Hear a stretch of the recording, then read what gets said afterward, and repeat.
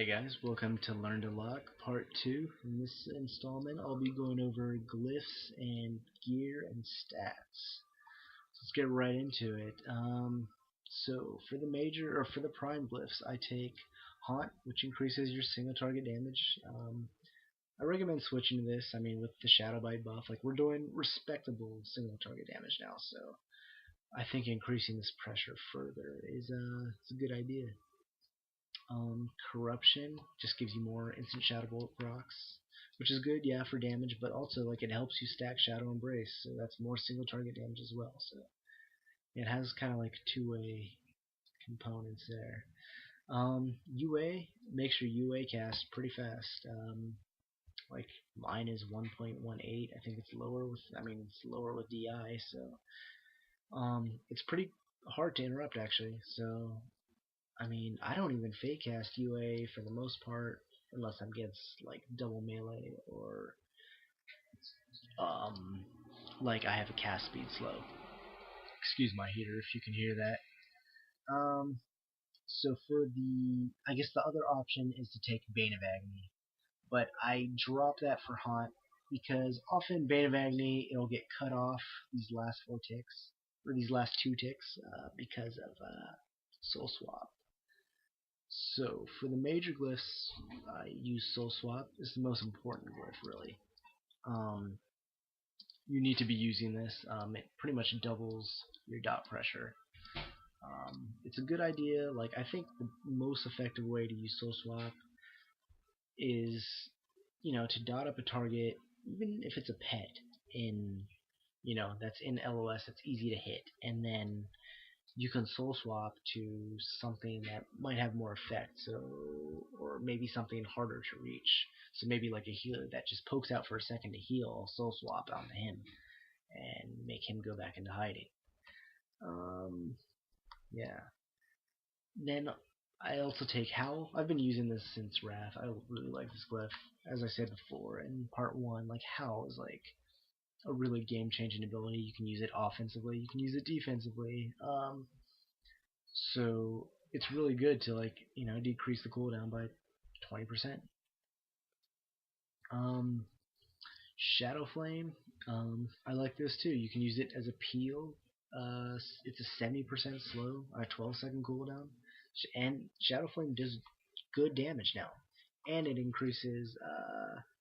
It counts as a dot effect for Shadow Bite damage, so it's a good ability to use. One like Curse Exhaustion got nerfed back down to 30% a couple patches ago, so really this 70% slow is a godsend actually. I don't know why people don't take it. Like you can it's a bigger slow. It's a better slow than Hamstring. It's a better slow than Chains of Ice or Frostbolt or anything, or the Feral Druid one or whatever. It's better than everything except like really crippling actually. So you can get away. It's really good when you use it with port. You can Shadow Flame and then port away. So yeah, that's it's good. Like it forces them to use a gap closer if you do that. You can also peel your teammates. Like if they're on your teammates and they're trying to get away, you can use that to slow them down, your opponents down. Options for major glyphs, I see there are 2 major options. If you want to take one of these options, I would replace Howl probably. I just strongly recommend keeping Shadow Flame. It's really good. Demonic Circle is one option. Reduce the cooldown down to 21 seconds on port. So that's with the glyph and the 4-set bonus. So it's okay, but I don't take it because I kind of like glyphs where I can use that's good in every situation. So this isn't really going to make a difference unless I'm being trained by really melee. So yeah. The other option is Soul Link. I see people replacing Shadow Flame with Soul Link. I don't know why you would do this actually. Like, it's 5% damage, yeah, but again, like it's only useful when you're being trained, and I mean, I think with proper play, proper kiting, you can avoid more than 5% damage with Shadow Flame if you're being trained. So I think it's better than Soul Link. Yeah. Miners, barely even going to touch. Exhaustion, Health Funnel, Unending Breath, whatever. You can take what you want. Okay, so let's go on to gear. And stats, more importantly, I guess. So, first of all, let's go over defensive stats first. So the two defensive stats are resilience and stamina. So resilience I like to have, I run with 33-63. Sometimes I'll go double PvE trinket since I'm human and go down to 3k. I think if you're at 3k or more, like you're fine. I feel fairly durable as a warlock actually, like with demon armor and things like that. I feel fine survivability wise.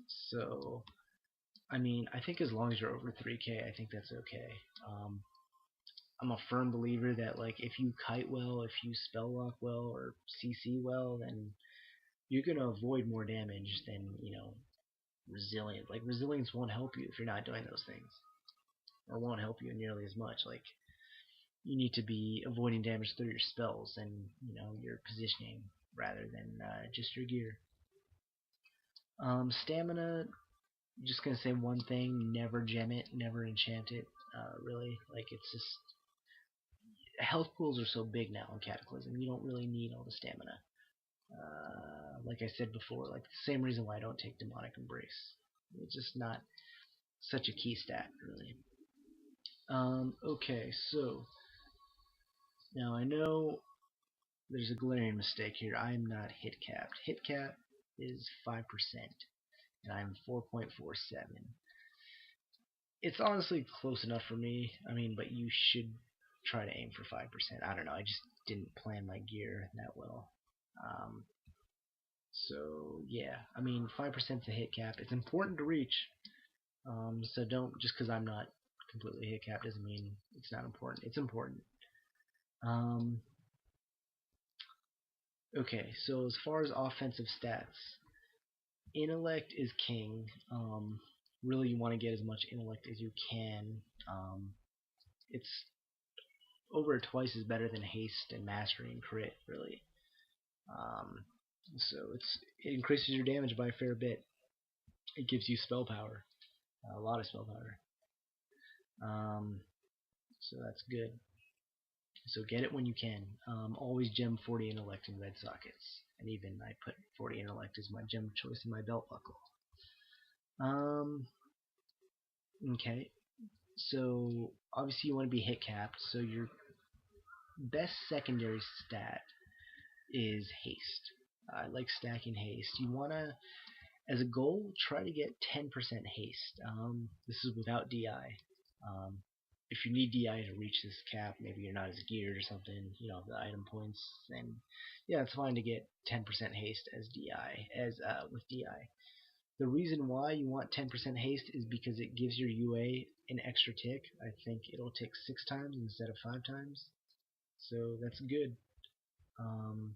That's why it's important to try to get 10%. It's not too bad to get with if you're using DI, but I made sure I capped it even if DI is dispelled. So after haste and hit come mastery and crit. I think mastery is a little better for PvP, but I don't know. They're both not really. They both take a backseat to haste. So anytime, I mean, on all my gear, if there's ever mastery or crit, I always reforge it off to haste. Plain and simple. That's really all you need to know about stats. It's pretty simple. This is all information you can read, so I don't want to go into too much detail. But yeah, that's part 2. In part 3, I'm going to go over spells and macros. Alright, so I'll see you there. Thanks for watching.